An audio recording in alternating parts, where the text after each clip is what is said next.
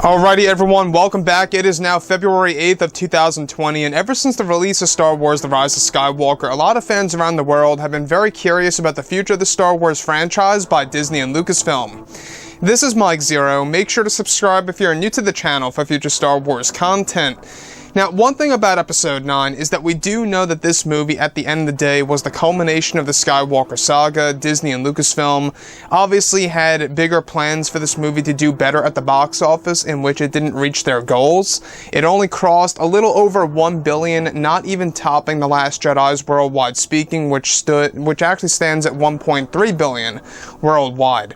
Now, the Star Wars universe, in case you guys did not know, this is going to be Disney's new plan in order to really introduce new Star Wars films, new movies, new books, comics, novels, etc. That's really going to propel fans into a new mythology, into new eras of the franchise that we have never seen before in both canon or Star Wars Legends. Now, the Star Wars universe is going to be a big risk by Disney because not only are they creating new stories on their own, but they're also going to be reviving many stories from Star Wars Legends back from the 1990s and the early 2000s, etc. So, when we think about what they have been doing with this new universe, it's not just about Disney Plus. It is a big part of it, but it's also about other projects currently in the works. Now, obviously a lot of fans were very upset with how they used the character of Luke Skywalker in the sequel trilogy and how Mark Hamill portrayed the character because of the writing in these films. And what's really intriguing is that with both Disney and Lucasfilm now finished with the sequel trilogy, they are now moving on to their new Star Wars universe that will take Star Wars fans into a new mythology of Star Wars and into different eras that they have never seen before in both canon or Legends. Now, it's explained that they have over 10 years worth of Star Wars projects that are in early development as a phase for the fans, both in live action and in animated form, and that one of the main projects that is actually in early development, that Bob Iger pressured Lucasfilm, is to bring onto, of course, the table for a young Luke Skywalker TV series that would focus on his life in between the events of episodes 6 and 7. It's noted that this TV series that is in the early development phase is meant for Disney to satisfy the fans who had issues with the sequel trilogy films and how Luke was used in them by both Disney, and that they have been in talks with both Mark Hamill and others to actually make a cameo in the upcoming Mandalorian Season 2 series as a young Luke Skywalker, where they are interested in using de-aging technology on Mark Hamill for the scene in order to provide fans a young Luke Skywalker well before the events of the sequels. Now, it's noted that this was all Bob Iger's idea and that Jon Favreau and Dave Filoni will handle this to a certain degree, as they will have creative control over all the projects in the early works for Star Wars as of right now.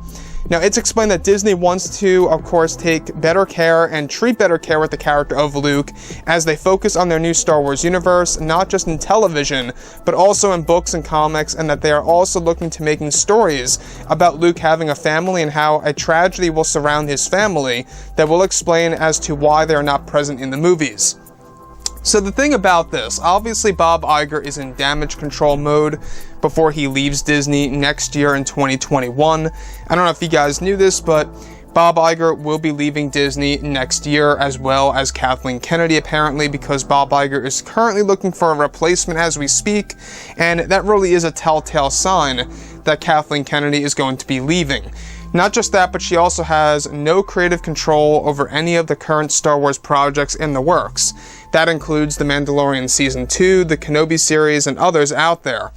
Now, this single-handedly will really just change, I think, the fan base. I think it will really reunite the fan base as far as how fans perceive Luke Skywalker in the Star Wars franchise as a whole. I think that one thing that a lot of fans were disappointed of in the sequels is because of how Mark Hamill was pretty much, used by Disney in order to portray the character of Luke. When we look at this version of Luke Skywalker in The Last Jedi and The Force Awakens, and even a bit in The Rise of Skywalker, because we didn't really get to see him all that much,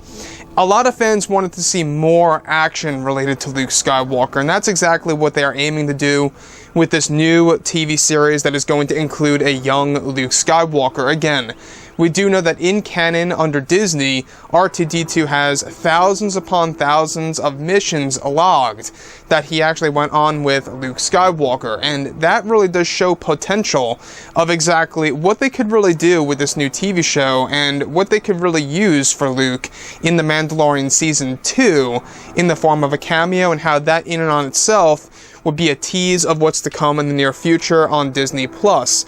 So like I said, guys, I'm very excited about what they're trying to really do with the future of Star Wars and how they're really trying to patch things all together. I cannot wait to see exactly how everything is going to unfold in the near future, not just on Disney+, but also for the theatrical releases and, you know, the new Star Wars universe, like books, novels, and comics, etc.